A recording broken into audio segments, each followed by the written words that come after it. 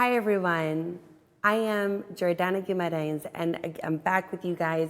Super excited to be moderating this incredible panel titled The Face of Leadership, where we will be discussing the importance of diversity and corporate inclusion in all facets of fashion, business fashion as a lifestyle, always as a focus on culture.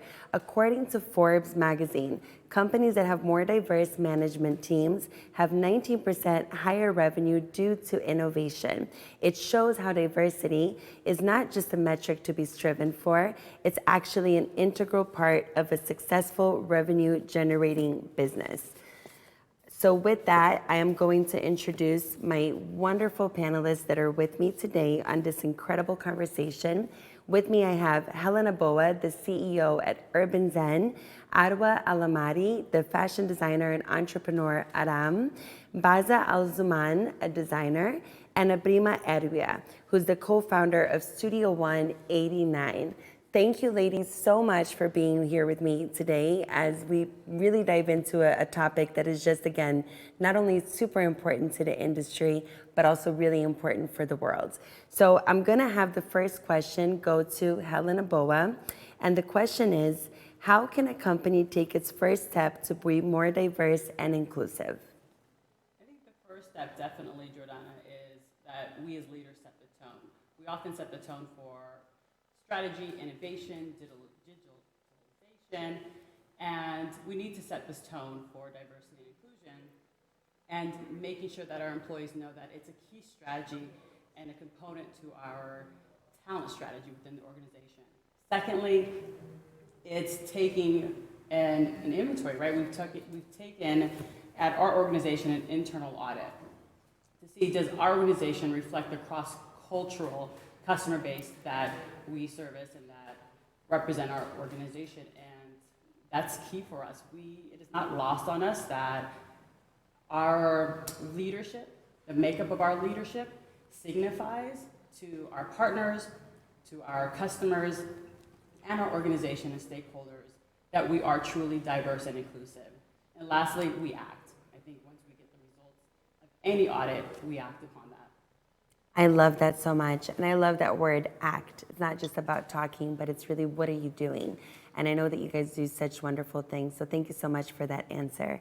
Next, the second question is to you, Arwa. I'm so excited to be back with you. It's so funny to think that almost 3 years ago, you were at our very first Fashion Innovation event in New York City, speaking on women empowerment. And I'm just, again, thrilled to have you back with me. And I would love to know, when it pertains to women and empowerment, what does inclusivity mean to you, and how do the two play a role within each other? Hi, Jordana. Thank you for having me again. And before answering your question, I have to mention something that I really believe in. Fashion and creative industries are built around dreams, and dreams can never be exclusive. We should remember that. And highlighting on your question to the audience, we have to remember that the fashion industry is fueled by creativity. It's to fulfill its art purpose. It has to be inclusive and diverse. Moreover, it celebrates our uniqueness, and it celebrates our individuality. So I always believe that it's a self-expression, and it doesn't, have to be exclusive to one group other than the rest. Something else that I want to mention, I know we have a big audience from Saudi Arabia and around the world, and there might be some, misunderstanding between the concepts of diversity and inclusivity. So I'll just quickly highlight on those two aspects, as diversity is the aspect of having people from different backgrounds, race, ethnicity, religion, and age in your group. But inclusivity is having these people, give them a voice and give them the chance to be influential in your team. So having women in a team and from the aspect of women empowerment, this is a very important notion that we have to keep in mind. Actually, studies of McKinsey in 2017 and Harvard Business Review showed that having women as part of the team increased the profitability up to 15%, and in the leadership positions up to even 27%. So empowering women in this area, especially that we know that big portion of fashion is addressed to women. So I think it's something that we have always to keep in mind. I love that. Thank you so much, Adwa. And yeah, I mean, I couldn't agree with all of what you said more. So loved everything you said. With that, we'll have the next question go to Baza. So being that your brand is ethically produced, how much of a role does inclusivity play in the process company ethos? I mean, I think inclusivity is very important to us. But being that we're ethically produced and we kind of do everything in-house, we're sometimes, I think, constrained by the talent that's available to us in Kuwait. So we try to be as inclusive as possible. But when it comes to like skilled labor or craftsmanship that you're looking for to produce your collection, there are certain cultures, I think, or certain ethnicities within the country that have those skills and others that don't. So sometimes it's also about what's available to you as a brand during your hiring in your country. That being said, you know, as much as we're a small studio, we have at least 3 or 4 different ethnicities. I have both, you know, male and female working in the studio, and it definitely adds to the richness of our product. I think each of them kind of bring a different perspective that helps our efficiency. And moreover, I think it just adds to the final result in terms of quality and output. So it's definitely really important to us. But, you know, honestly, there's even more, I think, or more people that we would like to include. But some of the restrictions that we have because of where we're based limits kind of who we're able to allow to join our team. And Futures 2021, New York City. Amazing. And congratulations on such an ethically made brand again. And, you know, the craftsmanship and the local production of what you do is just super inspiring. So with that, last but definitely not least, we'll go to Abrima. I'm so happy to have you with us today. And when you co-founded Studio 189, how did you approach inclusivity and diversity in adapting that as an inspiration into the aesthetics of the collection? Okay. Well, like everybody, thank you for having me today. And I'm glad it's been really nice to listen to all the speakers that came before me. So, you know, Studio 189 is a little different because I didn't co-found it with the mission of adding in diversity and inclusivity. I think what I noticed, and I'm also piggybacking on some of the comments that came before me, is that there's just a real lack of it in the industry, you know. And I'm from different countries. You know, I'm American on my mom's side. I'm Ghanaian and Ivorian on my father's side from West Africa. I grew up also in a European and multicultural environment. And I've always been around a lot of different types of backgrounds, and I understand the power of the input of lots of different types of backgrounds. And I also can't imagine a world that doesn't have that. And so for me, working in fashion industry over a number of years, I noticed that a lot of people were constantly missing from the conversation. And also with that comes a lot of ignorance and a lot of, you know, situations that that could be easily avoided if that situation were not true. And, you know, the thing that always got to me was not just that people are missing from the conversation. I like that people were talking about inclusivity, but that oftentimes there's not even a pipeline, you know, like how do you even get in? And once you get in, how do you stay? And once you're there, how do you make it to the top? And the closer you get to the top, you start to notice that women are dropping out of the pipeline for multiple reasons, which doesn't make any sense at all to me, considering, as you said, Awa, that women are oftentimes consumers, but also the majority of producers, especially in marginalized communities, tend to be women. And so I was thinking I could do something, and I was doing a lot of impact work, and people were asking me to do something. And eventually I decided to, and I quit the work I was doing working for luxury companies and moved back to Ghana and started Studio 189. But, a lot of it is, it's not driven by me. I feel like a lot of it is driven by the power of people, people who are doing real work, that are at the oftentimes bottom of the value chain, and that without them, the work wouldn't exist. Everyone from farmers to weavers to dyers to all the most important roles. And I can't imagine a system that doesn't have all these people included. And that's the system we have right now. And I don't think it helps anybody. If you look at where the world is going in terms of demographics, in terms of purchasing power, in terms of growth of different economies, you just can't have a system that works that way. And so to me, I think it's fundamental in an organization to consider that and to consider lots of different points of view. It doesn't necessarily mean you can have everybody all the time. Like you said, sometimes you don't have access to certain people that you would love to have in the organization. But I do think it's important to have an awareness and to interweave that into your value system and to build that into your accountability and to think about how you want to structure your organization.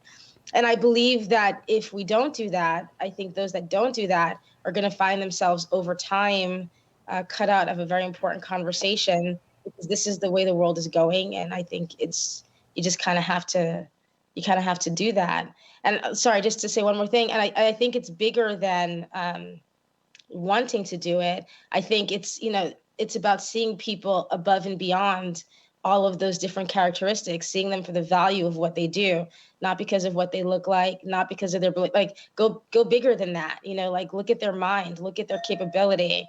And so I believe there's a lot of power in this discussion and in including everybody in the conversation across generations, across cultures.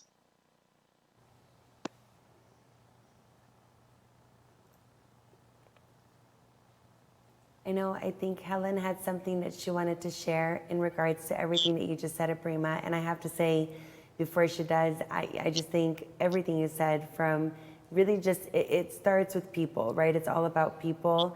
And I loved what you talked about, the different ethnicities, that you have within yourself, because that's something, even for me, that I really resonate with. So thank you so much for all of the inspiration you just evoked on the stage.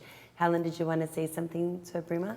Absolutely, I agree with everything that everyone has said on the stage, and I would add to what Aprima is saying here is, as organizations are working to be more diverse and more inclusive, it's critical that the leadership team is being prepared and mentored to manage a diverse team, because managing diverse teams requires different management skills than it would to manage a homogenous team.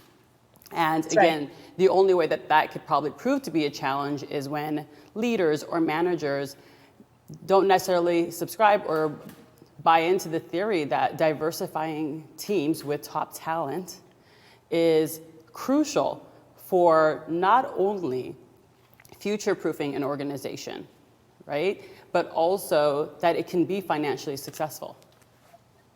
Yes, 100%. And that actually ties in really nicely with my next question that I have for you, Helen. What positive financial impacts have you experienced after diversifying your team? I've been very fortunate to work with some diverse teams throughout my career. And I've noticed that in those diverse teams, we've seen business grow in upwards of 15%. There's a mix of that, right? The mix of that is that there's new innovative product that's being created, that we're seeing that the product that already exists is a lot more inclusive, and also that there are exciting new ways that we're learning to engage with our customers. And if you're a customer-first organization, that is crucial. Amazing. And so now I'm going to ask this question to Adwa. What did inclusivity represent in the industry in the past, present, and what do you think it's going to look like in the future? Actually, the first step is realizing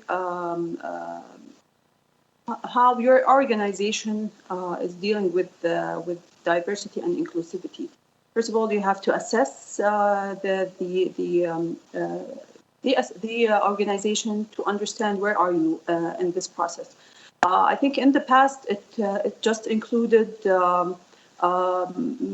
minimal input of that, maybe just paying attention to gender.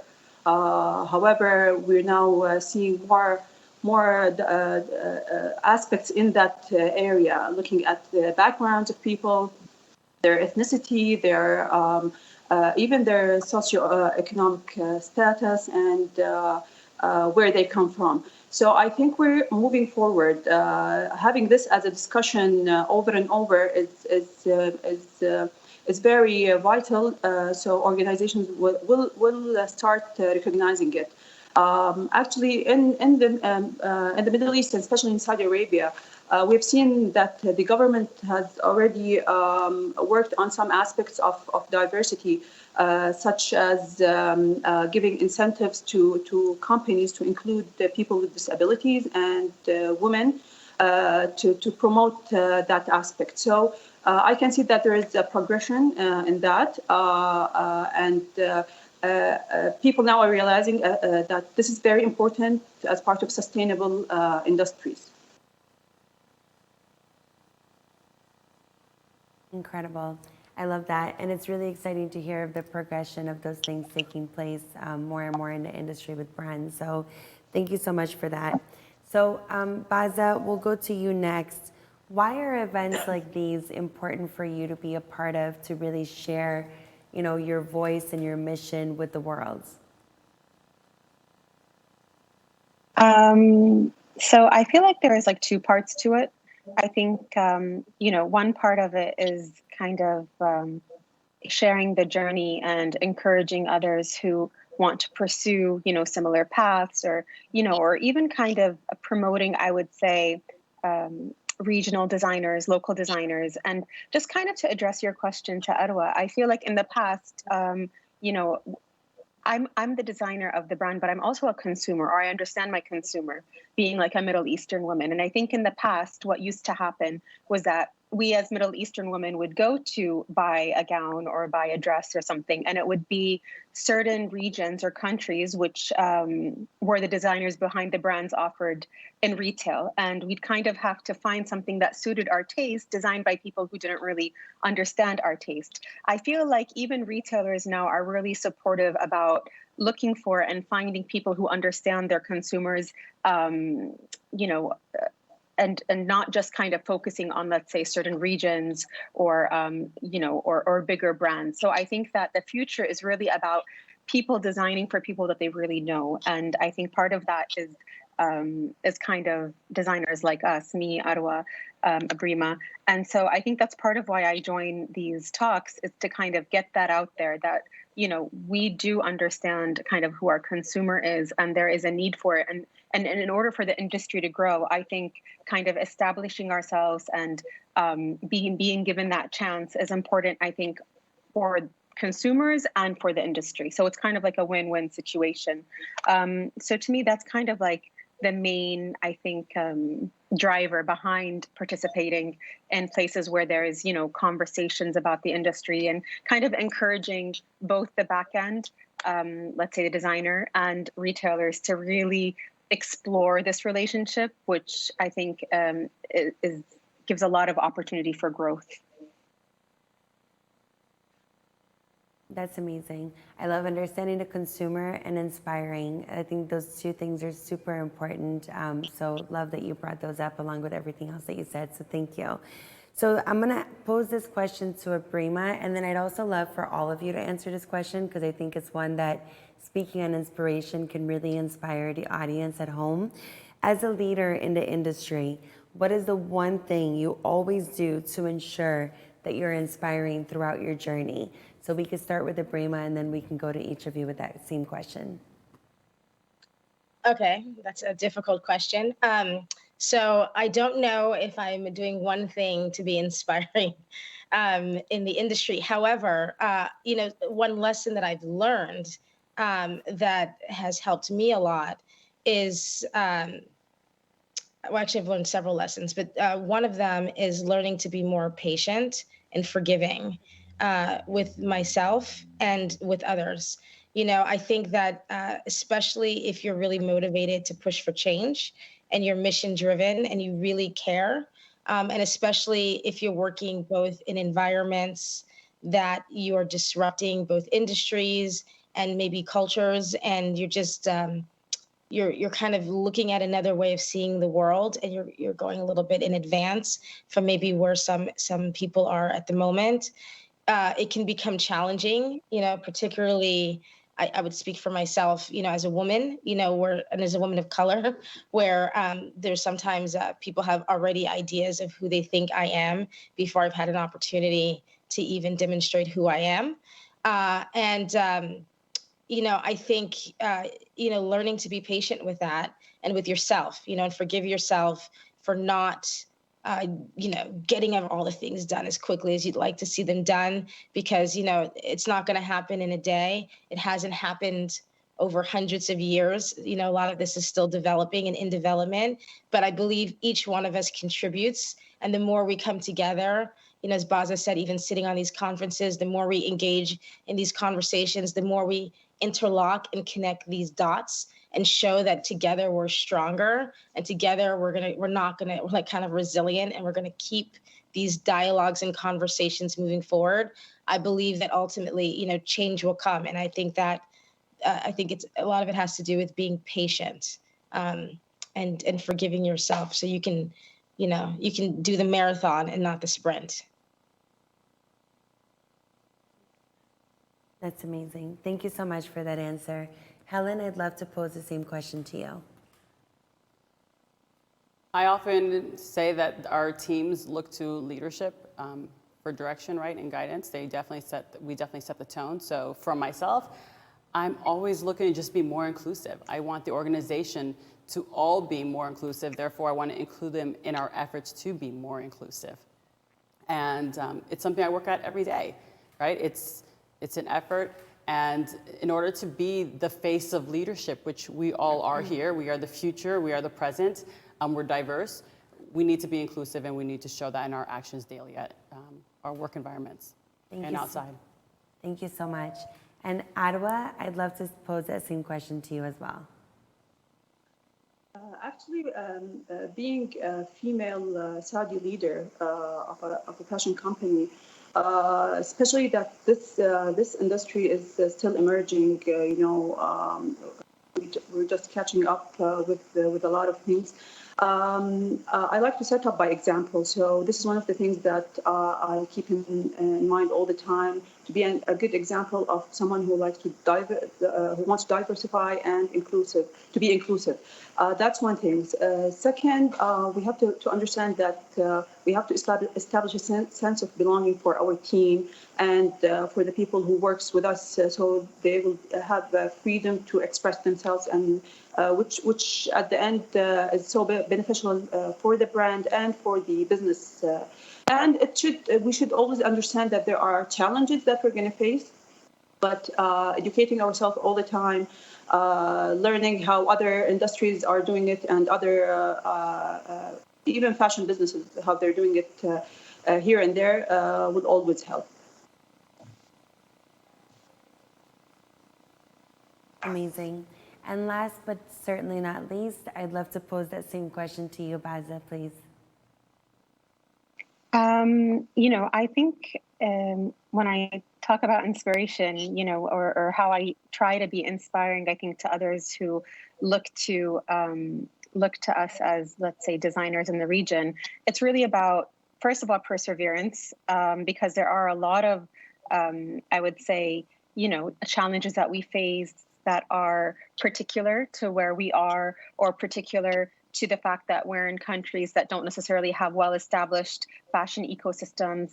And I think that sort of perseverance and achievement in itself is inspiring to others. And I think also try to kind of live by the values that we do preach or that we do believe in. That's really important. So when I do local production in Kuwait, there are so many reasons why I do it. First, from a business perspective, it's to kind of oversee the process, maintain control. But at the same time, it's a way for me to ensure that my workers are being paid fairly, that they're treated fairly, that I know exactly where things are being sourced from, what's happening, to really be able to manage the process. And I think finally, from a design perspective, it's about staying true to who you are, because I think, like Abrima said, sometimes there's preconceived notions about what a designer from, let's say, your ethnicity or your background should be producing. And for me, that was kind of like something that I was uncomfortable with in the beginning. Like, they didn't understand how I would do evening wear and not have like intricate beading. Like, that's what you should do as a Middle Eastern designer, but that's not what I do. And I think staying true to my vision, what I believe in, what I love as a designer, is inspiring in of itself. And then taking that and really showing that there is a consumer for it, there is a demand for it, and kind of, always trying to achieve the next level of development for the brand. That's a great answer, and I love the word perseverance. And with that word, there's something that comes to mind as a question for me. And I can, whoever wants to jump in on this answer, but it's something that, because, being a leader is already tough enough. Being a female leader proves to be harder, especially still in a very much male-dominated industry. So how do all of you, and whoever wants to answer this, and we can have a few answers, but how do you yourself internally stay inspired to keep going, even with all of the hurdles that we as women have being leaders and entrepreneurs in this space? And yeah, all of you can answer this so well, so any of you can take this. Can I go? Can I answer? Of course. Okay. Well, I also want to piggyback Yes, off of definitely. what Baza said and also answer it. Just what you were saying, I think a lot, just in the last question, I think a lot of it also about the inspiration that I've noticed, and this is going to lead into this next question, is also just by virtue of existing. Like by doing the work we're doing and trying to do it at a level of quality and excellence, I've noticed for a lot of people who've been often told that they can't do it or that they have to do it this way or that way, by virtue of them seeing you exist and doing it, it allows them to know that they can, and then to decide to pursue a path that they did not think was formerly possible. And where does the strength, at least for myself, come from? A lot of it, I always think the work that I do is nothing compared to the weight that my ancestors have carried and that a lot of women around the world carry on a daily basis that do not get the opportunity to sit on conferences and be giving credit for their work.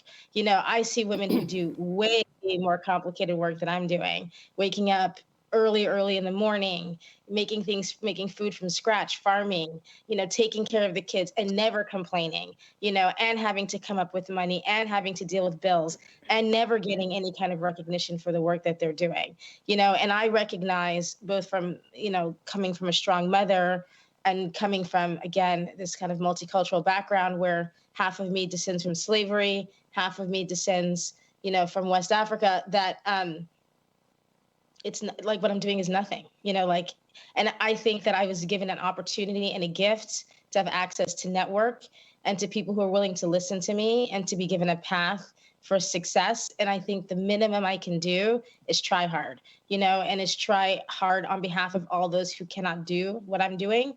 And so that's, I think for me, I think my strength comes from ancestors, from family, from other women, from people who are not given the chance. And as long as I'm given a chance to have a platform and a voice, and I'll keep fighting and I'll keep going. Oh my gosh, love that so much. You just inspired me, and I'm sure everybody watching with that answer is so, so powerful and so incredible. So thank you for that, Abrima. Does anyone else want to answer that question before I go on to the next one? I mean, I feel like just add that I can answer that. Is for me, Sorry, it's okay. So we'll go to Helen, and then we'll go to Baza. So I would say that inspiration for me, or the ability to persevere, comes from inspiration. I look to my left, I look to my right, I look to my parents who immigrated from East Africa, a war-torn country. I persevere because the future, honestly, I believe the future is bright. And I believe that if I do my part, then for myself or my 3 daughters and for all the women and men out there who find themselves in positions where it may be difficult or it may be challenging to just have more hope to take that next step. Amazing. Thank you so much, Helen. And that's going to lead in really nicely to my next question with kids. But I'd love, Baza, to take your take on this before I go on to the next question. Thank you. I was just going to say that it's really about being passionate about what you do. I know that's like a bit cliche, but I just really love it.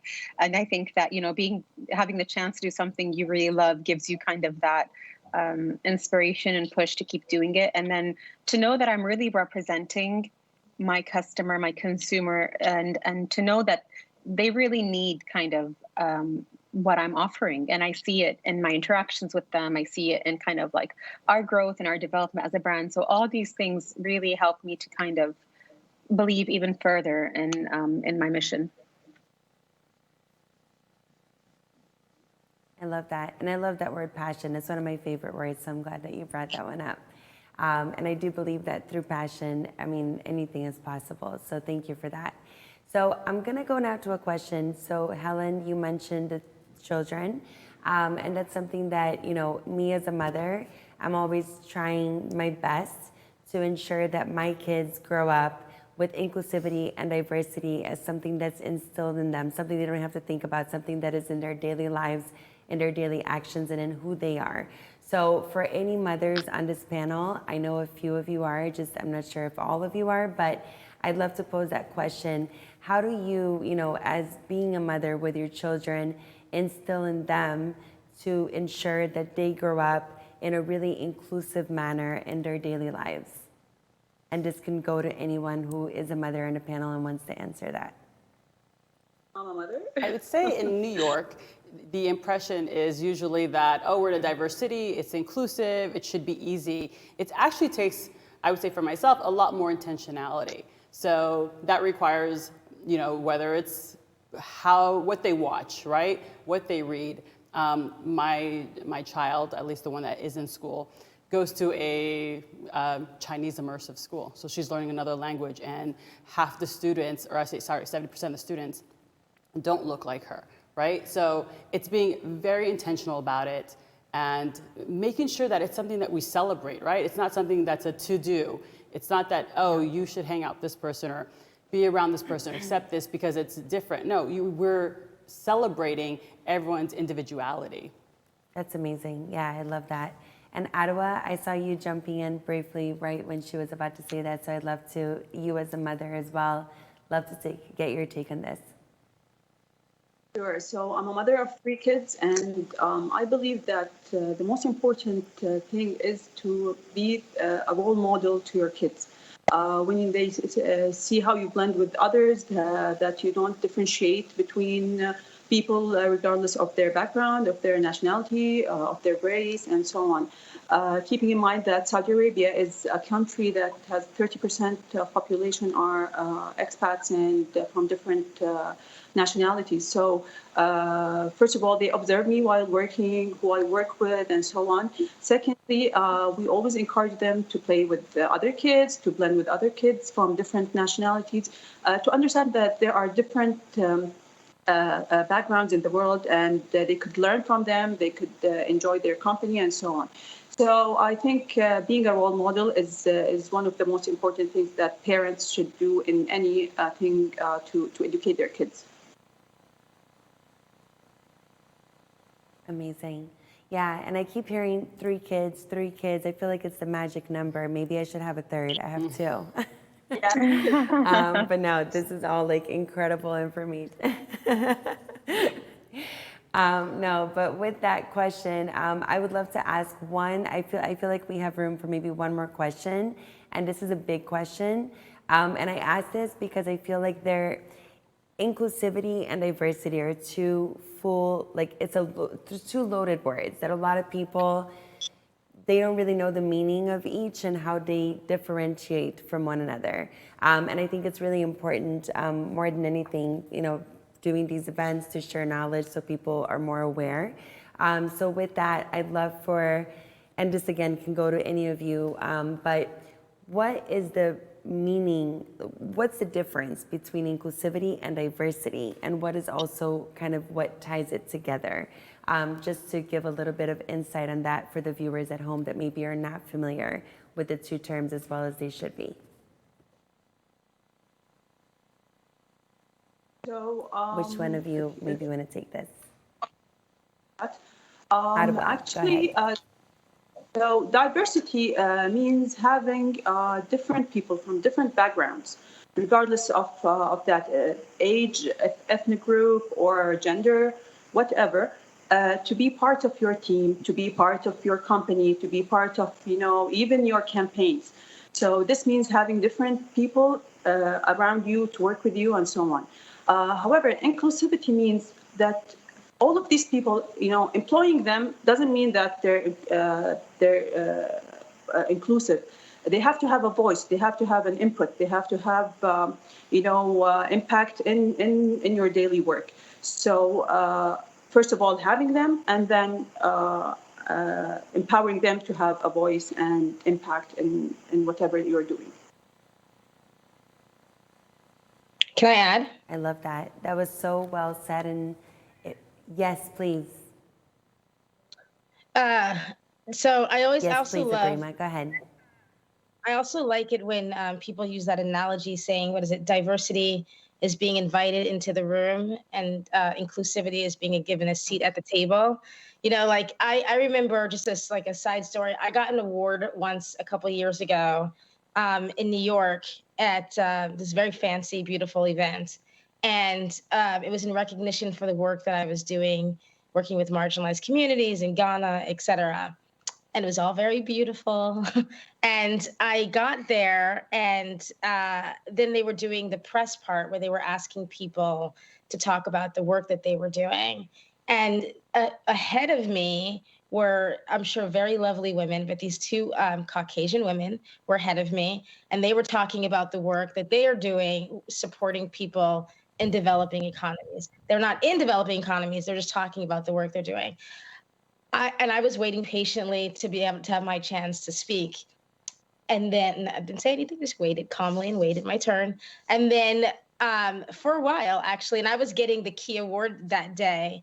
And then I was like, when they were finally done, because they were talking for a long time about empowering women, et cetera, but they didn't give me a chance to speak at all. So when they were finally done, I was like, oh, can I go now? Can I talk about why I'm here? And then the camera people were like, oh my God, look, there's Donna Karen or something like that. And oh yeah. And and this kind of thing happens to me a lot. And so to me, that is a little bit that example of, diversity was giving me this award and putting my face on something, saying I was allowed to participate.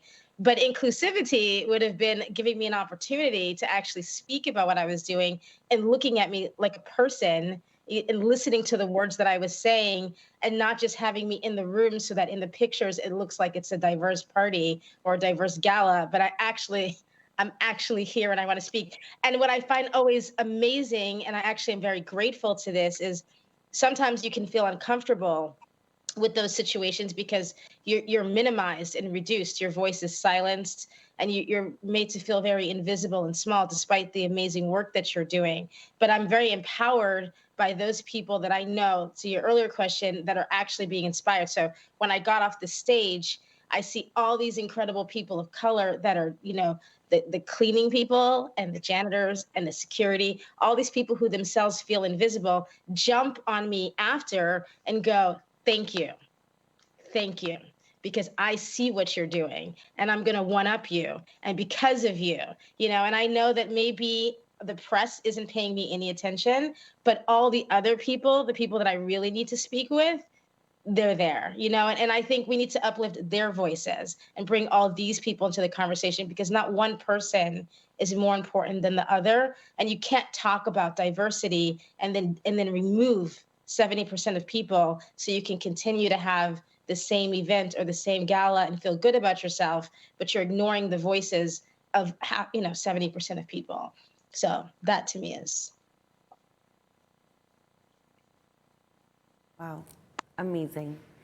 Really, wow, no words. Incredible, so inspiring. And honestly, the way that both of you laid out what the two terms mean, and you really, Abrima, going into detail with what happened to you, which is just mind-boggling to me.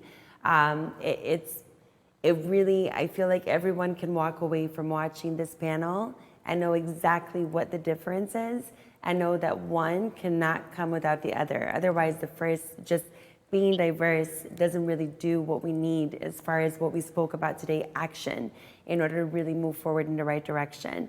So I'm just like so in awe of all three of you ladies, four of you, I'm seeing three, four of you ladies, you're just incredible.